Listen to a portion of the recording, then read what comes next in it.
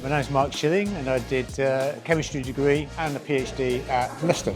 Susan Hurst, and I studied a Bachelor of Science honours degree in chemistry from 73 to 1976. 1982 to 1985.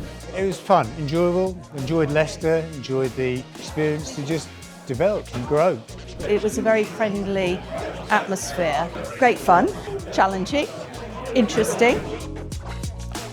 Coming back certainly brings back lots of memories of what you did and where you went. People, the facilities, meeting my former PhD supervisors, some old friends, old colleagues, old roommates, old corridor friends from my halls of residence. I'm not going to come down for a while.